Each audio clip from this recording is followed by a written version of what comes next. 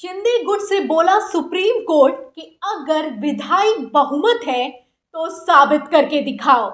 आपको बता दें कि इस सवाल ने बीजेपी और शिंदे गुट में इतनी सकपकाहट पैदा कर दी कि वकील ने सुप्रीम कोर्ट को जवाब देने के लिए एक दिन का समय मांग लिया है। महाराष्ट्र की सियासत पर सुप्रीम कोर्ट में सुनवाई चल रही है। ऐसे में जब जस्टिस ने शिंदे गुट से ताबड़तोड़ सवाल किए तो शिंदे गुट का वकील जवाब तक नहीं दे पाया। इसके बाद बीजेपी की धड़कनें तेज हो गई हैं। तो कैसे मचा है बवाल, क्या है वो सवाल और क्या दी गई है सुप्रीम कोर्ट में दलीलें, हम आपको बताते हैं। खबर देखिएगा जागरण की, इसमें लिखा हुआ है कि सुप्रीम कोर्ट आपके पास राजनीतिक बहुमत है ना कि विधायी बहुमत। सुप्रीम कोर्ट ने शिंदे गुट से कहा, तो शिंदे गुट से साफ कह दिया है कि जो खेला हुआ है, अगर इसे देखा जाए तो जैसा खेला हुआ है आप जानते हैं महाराष्ट्र में, तो सुप्रीम कोर्ट का कहना है कि राजनीतिक बहुमत में तो आप हासिल कर लिया है, सबसे अव्वल आए हैं, लेकिन आपके पास विधायी बहुमत नहीं है। अभी तक आपने सुना होगा कि विधायकों के बहुमत से सरकार बनती है, लेकिन महाराष्ट्र में तो राजनीतिक बहुमत से सरकार चल रही है। तो क्या कहना है सुप्रीम कोर्ट का, सुनिएगा। इसमें खबर में लिखा है कि सुप्रीम कोर्ट ने मंगलवार को एकनाथ शिंदे गुट से सवाल किया है कि क्या महाविकास आघाड़ी गठबंधन में बने रहने के लिए शिवसेना की इच्छा के विरुद्ध जाने का उसका कदम अयोग्यता के लिए अनुशासनहीनता माना जा सकता है।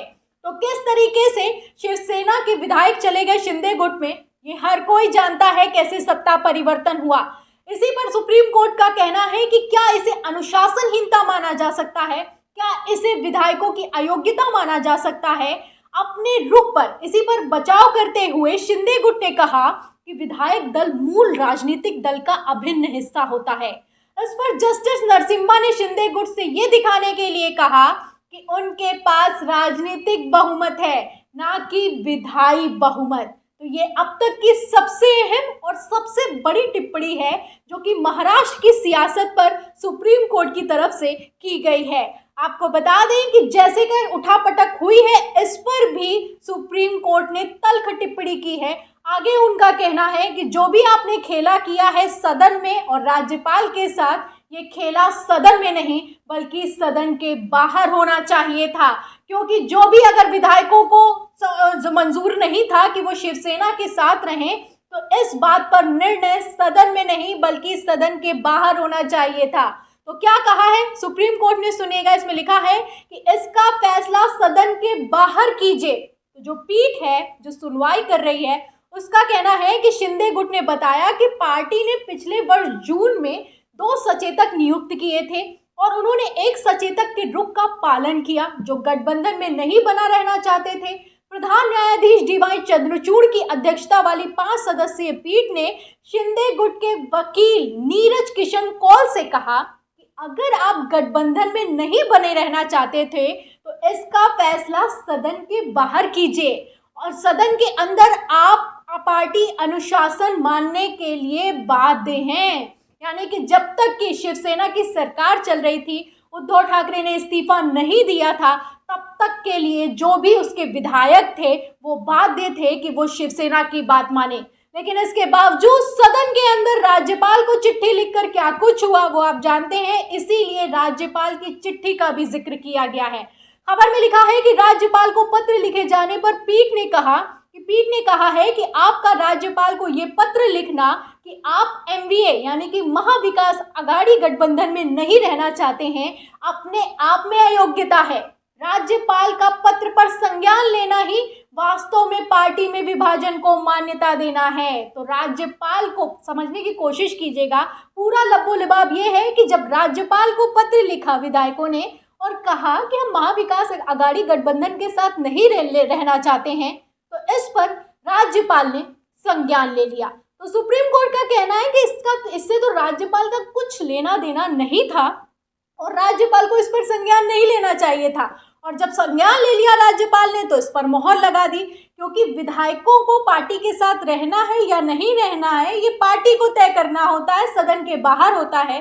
लेकिन राज्यपाल आखिर इसमें क्या कर रहा था, आगे इसमें लिखा भी हुआ है, यहाँ पर ये भी लिखा हुआ है कि पीठ ने लगातार कई ताबड़तोड़ सवाल किए हैं। वो भी शिंदे गुट से। तो क्या एक के बाद एक सवाल दागे गए हैं, जिसके बाद शिंदे गुट का वकील सकपका गया है। आप देखिएगा, खबर में लिखा है कि पीठ ने शिंदे गुट से और भी कई सवाल किए कि बहुमत परीक्षण के लिए कहने से पहले राज्यपाल के पास क्या प्रासंगिक सामग्री थी। अगर सरकार चल रही थी तो क्या राज्यपाल बहुमत परीक्षण के लिए कह सकते हैं, क्योंकि सरकार तो किसकी चल रही थी, महाविकास अघाड़ी की। और अगर सरकार चल रही थी तो ऐसे में कैसे राज्यपाल बहुमत परीक्षण के लिए कह सकता है, क्योंकि तब तो अविश्वास प्रस्ताव लाया जाता है। फिलहाल आगे लिखा है इसमें कि ऐसे क्या कारण थे कि राज्यपाल ने मुख्यमंत्री को बहुमत साबित करने के लिए कहा। राज्यपाल ने आपसे अविश्वास प्रस्ताव पेश करने के लिए क्यों नहीं कहा। तो वहीं पर आ गई है बात कि अविश्वास प्रस्ताव लाया जाता है। चलती फिरती सरकार पर आप राज्यपाल को चिट्ठी लिखकर इस तरीके से बहुमत परीक्षण की मांग नहीं कर सकते हैं। आगे इसमें लिखा है कि राज्यपाल ने प्रतिद्वंदी गुट को मान्यता देकर क्या दल बदल को वैध नहीं ठहरा दिया, जो 10वीं अनुसूची में स्वीकार्य नहीं है। तो फिलहाल सुप्रीम कोर्ट में कैसे सुप्रीम कोर्ट शिंदे गुट पर हमलावर है, लगातार एक्शन मोड में दिखाई दे रहा है, ताबड़तोड़ सवाल कर रहा है। आप देख सकते हैं महाराष्ट्र की सियासत में कैसे भूचाल आया, हर कोई जानता है। और अब ये बवाल सुप्रीम कोर्ट में मचा हुआ है।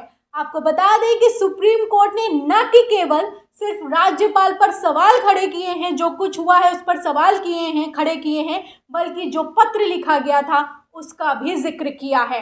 सुप्रीम कोर्ट का कहना है, आप देखिएगा इसमें जो कॉल है, ने राज्यपाल द्वारा तत्कालीन मुख्यमंत्री उद्धव ठाकरे को लिखे पत्र को पढ़कर भी सुनाया। उन्होंने कहा कि राज्यपाल के 3 घटनाक्रमों पर संज्ञान लिया था। पहला, 7 निर्दलीय विधायकों ने राज्यपाल को पत्र लिखकर कहा था कि वे सरकार में समर्थन वापस ले रहे हैं। तो उन्होंने कहा कि 7 जो विधायक हैं उन्होंने पत्र लिखा। फिर उसके बाद दूसरा, शिवसेना के 34 विधायकों ने राज्यपाल को पत्र लिखकर कहा था कि एमबीए में बने रहने के लिए लेकर पार्टी काडर में व्याप्त असंतोष है। और तीसरा, सबसे बड़ी बात इसमें यह है कि नेता प्रतिपक्ष देवेंद्र फडणवीस ने राज्यपाल से मिलकर उन्हें सूचित किया था कि सरकार सदन में बहुमत खो चुकी है। मामले की सुनवाई फिलहाल बुधवार को भी जारी रहेगी। जवाब देने के लिए वकील ने 1 दिन का समय भी मांगा है शिंदे गुट की तरफ से। तो आप देख सकते हैं कि पत्र का जिक्र किया गया है। अगर पत्र को समझने की कोशिश करें तो यहाँ पर सुप्रीम कोर्ट का कहना है कि सदन को आखिर क्यों पत्र लिखा गया, राज्यपाल को आखिर क्यों पत्र लिखा गया।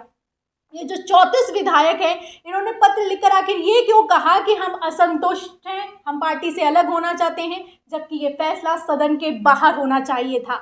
और सबसे बड़ी और सबसे अहम बात यहाँ पर यह है कि देवेंद्र फडणवीस कहाँ से आ गए, नेता प्रतिपक्ष थे, जबकि वो भी राज्यपाल से मिलकर कहते हैं कि सरकार के पास सदन में बहुमत नहीं है। तो बहुमत को लेकर कैसे बवाल मचा हुआ है। एक तरफ पहले ही सुप्रीम कोर्ट ने कहा कि उद्धव ठाकरे का इस्तीफा देना ये सबसे बड़ी उनकी गलती थी, उन्हें बहुमत परीक्षण करवाना चाहिए था।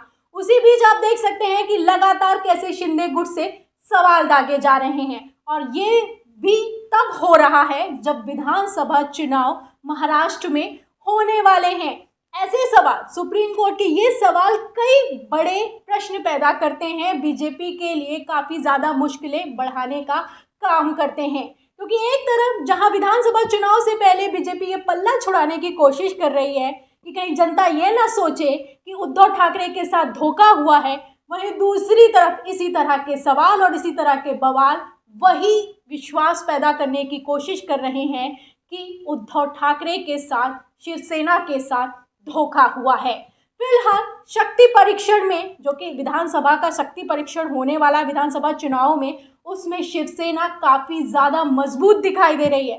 भले ही सदन में बहुमत परीक्षण में शिवसेना पीछे रह जाए, लेकिन जो विधानसभा चुनाव होने वाले हैं उसके पहले इस तरह की सुप्रीम कोर्ट की टिप्पणी शिवसेना के साथ, यानी कि महाविकास अघाड़ी गठबंधन के साथ जाती हुई दिखाई दे रही है। इस पूरी सियासत पर, इस पूरे खेल पर, इस पूरी दलील पर, सुप्रीम कोर्ट की सुनवाई पर आपका क्या कहना है, हमें कमेंट बॉक्स में ज़रूर लिखें। आपको क्या लगता है कि महाराष्ट्र में इस बार क्या होगा, जो विधानसभा चुनाव आने वाले हैं उसमें क्या होगा? आपकी जो भी राय है हमें कमेंट बॉक्स में ज़रूर लिखें।